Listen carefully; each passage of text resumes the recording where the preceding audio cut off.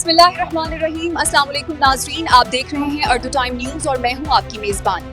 آئیے بڑھتے ہیں آج کی اہم خبروں کی جانب۔ سپریم کورٹ نے بانی پی ٹی آئی کو ذاتی معالجین تک رسائی دینے کا حکم دے دیا ہے۔ عدالت عظمیٰ کے اس فیصلے کو اہم پیش رفت قرار دیا جا رہا ہے، جس کے بعد قانونی و سیاسی حلقوں میں نئی بحث چھڑ گئی ہے۔ اب چلتے ہیں ساہیوال کی جانب، جہاں کالعدم تنظیم ٹی ٹی پی کا مبینہ کارندہ گرفتار کر لیا گیا ہے۔ سیکیورٹی اداروں کے مطابق ملزم سے اہم شواہد بھی برآمد ہوئے ہیں اور مزید تفتیش جاری ہے۔ ضلع ٹانک سے خبر یہ ہے کہ وہاں نئی تحصیل کے قیام کی منظوری دے دی گئی ہے۔ حکام کا کہنا ہے کہ اس اقدام سے مقامی افراد کو انتظامی سہولیات میں بہتری ملے گی۔ لاہور سے افسوسناک خبر، سفاری پارک میں چند دنوں کے دوران 9 شیر ہلاک ہو گئے ہیں۔ محکمہ وائلڈ لائف نے واقعے کی تحقیقات شروع کر دی ہیں اور وجوہات جاننے کی کوشش کی جا رہی ہے۔ بین الاقوامی خبر کی جانب بڑھتے ہیں۔ بینکاک میں عالمی ٹرائی پارٹائٹ اجلاس جاری ہے، جہاں وفاقی وزیر صالح حسین نے مزدوروں کی فلاح و بہبود پر زور دیا۔ اس موقع پر پاکستان اور تھائی لینڈ کے درمیان لیبر تعاون کے فروغ پر اتفاق بھی کیا گیا اور دو طرفہ شراکت داری مضبوط بنانے کے عزم کا اظہار کیا گیا۔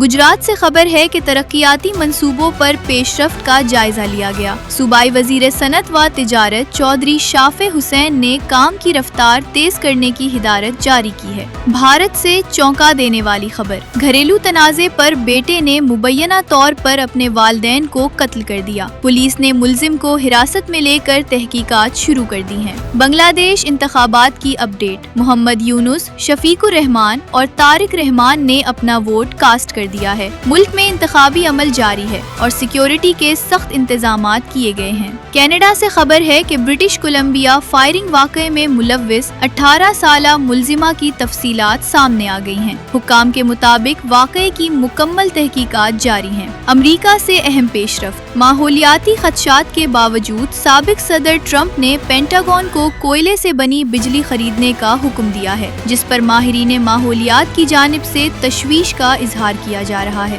سعودی عرب اور برطانیہ نے سال 2029 کو ثقافتی سال قرار دینے کا اعلان کیا ہے، جس کا مقصد دونوں ممالک کے درمیان ثقافتی روابط کو مزید فروغ دینا ہے۔ کھیلوں کی خبر، T20 ورلڈ کپ میں عمان کے خلاف سری لنکا کی بیٹنگ جاری ہے اور شائقین کرکٹ کی نظریں اس اہم میچ پر جمی ہوئی ہیں۔ اسی دوران پاکستان کرکٹ ٹیم سری لنکا میں پاکستانی کھانوں سے بھی لطف اندوز ہو رہی ہے، جس کی تصاویر سوشل میڈیا پر وائرل ہو رہی ہیں۔ میڈیا کی دنیا سے خبر، نجم سیٹھی نے لائیو ٹی وی پروگرام میں بھارتی صحافی کو لاجواب کر دیا۔ ویڈیو سوشل میڈیا پر تیزی سے گردش کر رہی ہے۔ شوبز انڈسٹری سے افسوسناک خبر، معروف امریکی اداکار جیمز ون ڈیر بیک 48 سال کی عمر میں انتقال کر گئے۔ مداحوں کی جانب سے گہرے دکھ اور افسوس کا اظہار کیا جا رہا ہے۔ اداکارہ علیزہ شاہ انسٹاگرام پر شادی کی پیشکشوں کی بھرمار کا شکار ہیں، جس پر انہوں نے دلچسپ رد عمل بھی دیا ہے۔ اور آخر میں صحت سے متعلق اہم خبر، ماہرین نے خبردار کیا ہے کہ گردوں اور جگر کے مریضوں کے لیے 8 مخصوص سپلیمنٹس خطرناک ثابت ہو سکتے ہیں، لہٰذا کسی بھی دوا یا سپلیمنٹ کے استعمال سے پہلے ڈاکٹر سے مشورہ ضرور کریں۔ یہ تھی آج کی اہم خبریں۔ مزید اپڈیٹس کے لیے ہمارے چینل اردو ٹائم نیوز کو سبسکرائب کریں، ویڈیو کو لائک اور شیئر کرنا نہ بھولیں۔